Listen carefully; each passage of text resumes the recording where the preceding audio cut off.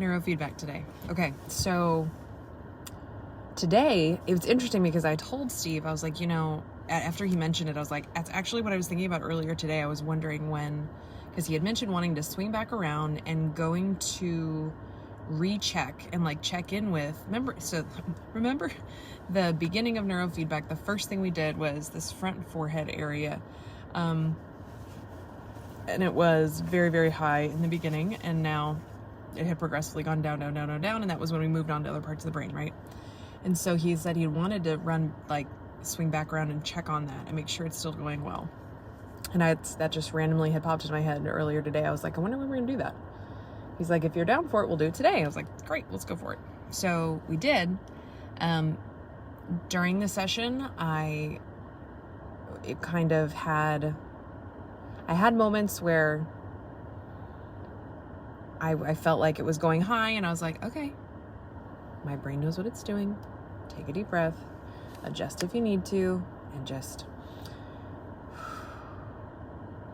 and then we looked at the results after the fact, and it was low where it was supposed to be. So that's fantastic news. I was not sure what to expect. But it was, so he showed me the last time we did that one, which was back in December. It's April right now. And so we'd moved on to all the other parts of the brain we've been working on. And that graph, right, it measures, I think there's 5 or 6 different wavelengths that it's checking when it's on this part.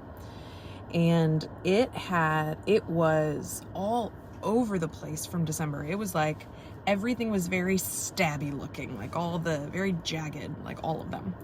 And then he showed me today's, and it was much more mellow. All of them were much more mellow than that. And so I was like, wow, that's great. So it was really reassuring to me and to him. He's like, yeah, we're going to go back and finish up on, I forgot what it's called.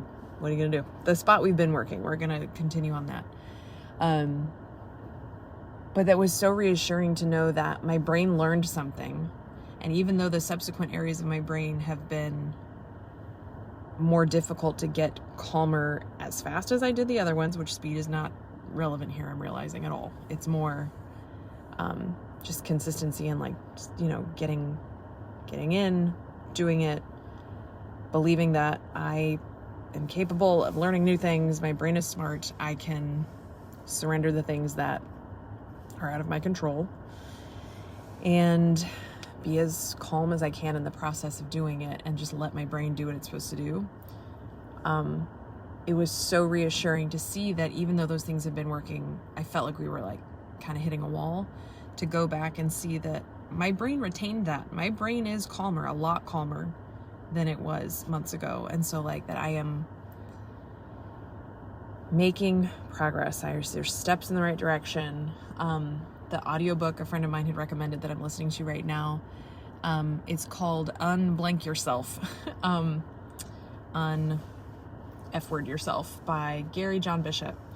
And it's a really quick listen on Audible.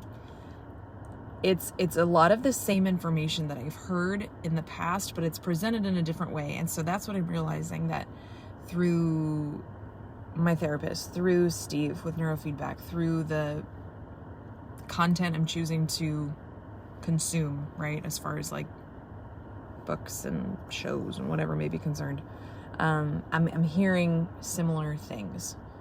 And so it's about, even when you're lacking, because mood and emotions and your thought, you are not your thoughts, you are your actions, and how the